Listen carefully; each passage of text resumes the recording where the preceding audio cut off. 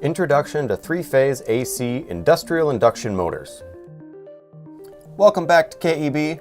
Today we're going to talk about three-phase AC induction motors. So today is your industrial induction motor introduction. What I drew here is an example of three-phase power. The first concept we need to understand about a three-phase AC induction motor. Now to take a step back, single-phase power, which would be like just this blue line here, is when you apply two wires to a load, one which is neutral and one is a sinusoidal voltage. In three-phase power, you use three wires to apply the same sinusoidal voltage, but each phase is shifted by 120 degrees. So you have your single-phase blue wave here, but for moving to three-phase, you add this pink and yellow. So each amplitude is the same, but they're shifted by this 120 degrees.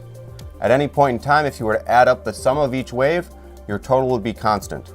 Single-phase power is great for more simple applications such as residential or low power, while three-phase power is typically required for industrial or higher power applications. Now let's talk about Faraday's Law. Faraday found that by applying a current, you can induce a magnetic flux. So as a visual of this, imagine this is a wire. You can use the right-hand rule to predict which way the magnetic flux will go.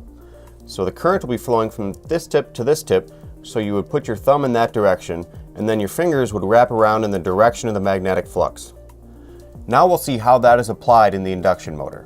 An induction motor is composed of two main parts, the stator and the rotor. For simplicity, picture them as two cylinders with the rotor being smaller and inside the stator. The stator is the outside and is composed of the windings and is stationary. Think stator, stationary.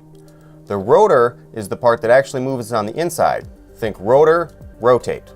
The squirrel cage design is the most common type of AC induction motor. This is because it's self-starting, reliable, and economical. Since we make motors here at KEB, here's an example of that squirrel cage rotor. It gets its name because this portion looks kind of like a hamster wheel or squirrel cage. The rotor is made up of an outside cylinder of metal bars shorted on each end. The interior is hundreds of steel laminations stacked to form an inner core, and finally there's the shaft, which rotates and provides the actual output of the motor. Now that we've talked about three-phase power, Faraday's Law, and the components of an induction motor, now let's see how it all actually comes together. So now bear with me here, there's going to be a lot of induced currents and magnets. So to start with, you apply the current across the stator. This induces a magnetic field, which in turn also then induces a current across the rotor, which finally then results in another magnetic field. These two magnetic fields follow each other and is what results in the actual output rotation of the motor. So if we start here at point A, you'll see the north is here, the south is here, and you'll have this magnetic flux.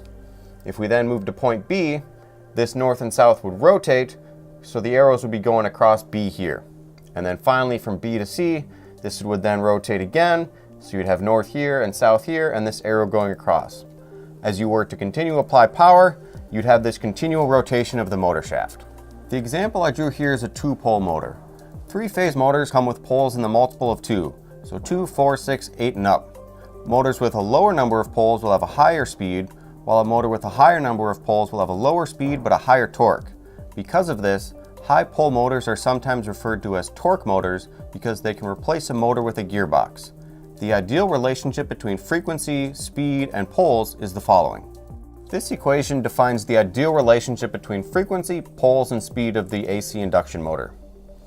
If you were to use the most common 4-pole motor with a 60 Hz input, you would have a speed of 1800 RPM. If you were to keep that same 60 Hz input, but move to the 2-pole motor that I drew here, you would have a speed of 3600 RPM.